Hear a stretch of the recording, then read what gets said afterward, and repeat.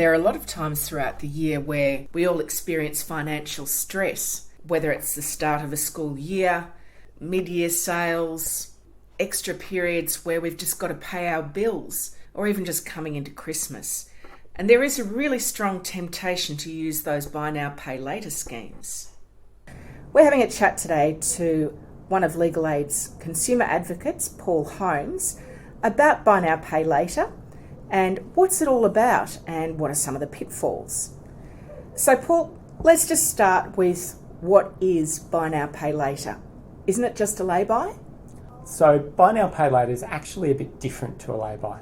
I know in the shops it's marketed as being an alternative to a lay-by, but in reality it's very different. And the reason is this. Buy now, pay later is a scheme that allows you to obtain goods from a shop or services from a shop without immediately having to pay for them. You take the goods away and you pay the amount back in fortnightly payments. The difference is a lay-by, you didn't get those goods until you'd fully paid for them. Who would use it the most? In our experience, we see a couple of groups use it the most. One is young women who spend a lot of money using buy now, pay later in clothing stores. They get the instant gratification of being able to get that latest style immediately and then pay it back at a later date. Another group we've seen use it a lot recently are young families who are using it to pay for basic expenses or are using it to fund the return to school expenses. I guess there's a rub, isn't it? Because you've just come off the back of Christmas, you're trying to pay for school products which have a set deadline, don't they? Absolutely. And there was actually research released in the Courier Mail which suggested that in Queensland, the average buy now, pay later debt that Queenslanders have has actually dramatically increased in the last year. So why do people use buy now, pay later?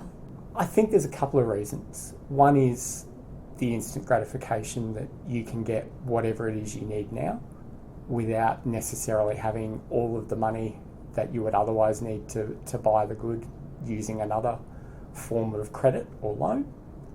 And I think the other thing is buy now, pay later does not have the same legal requirements placed on it as other credit products when it comes to assessing your ability to successfully repay a loan without hardship. You've seen some pretty crazy examples of buy now, pay later, haven't you? Yes, my favourite one was coffee. And the prospect of being able to buy now, pay later a coffee, which, depending on where you go, is somewhere between $5 and $10. You were paying this particular product back at, I think it was at $1.75 a week. What other things can you buy? I've seen dental surgery. I saw recently a report of beauty treatments. And I haven't seen this yet, but somebody suggested to me plastic surgery on buy now, pay later.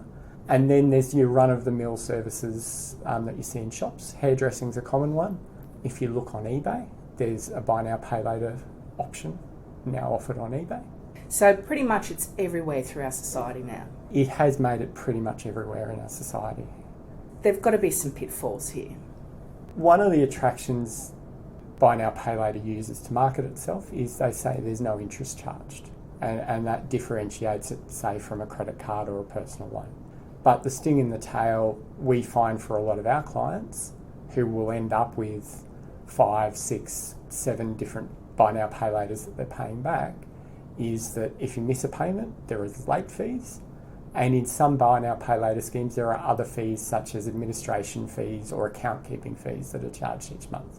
And when you add all of those up, they can add up to substantial additional fees in some cases.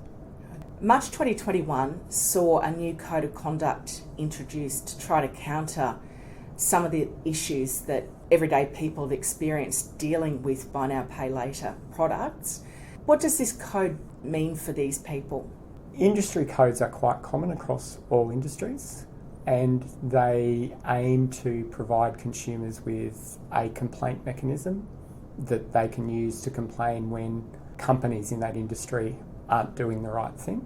Typically, in our experience, we see industry codes like this one work really, really well when they work in conjunction with legislative regulation as well.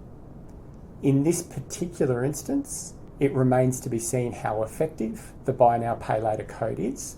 We obviously hope that it will provide effective remedies for consumers who are experiencing financial hardship and those other associated issues that come with being overextended with Buy Now Pay Later products. So on that topic, what can people do if they are in trouble with their Buy Now Pay Later products? First port of call I would suggest is talking to ourselves at Legal Aid Queensland on 1300 65 1188, and also talking to a financial counsellor who you can get in contact with on 1800 007 007, and both of us can talk you through how to approach your Buy Now Pay Later providers and what you can reasonably ask for under the existing legislation and this new code that's been introduced. Okay, there you have it. So if you're experiencing issues with Buy Now Pay Later or other debt-related issues, you can get help through Legal Aid Queensland on 1300 65 1188 or through the National Debt Helpline on 1800 007 007, or jump onto Legal Aid Queensland's website legalaid.qld.gov.au for more information.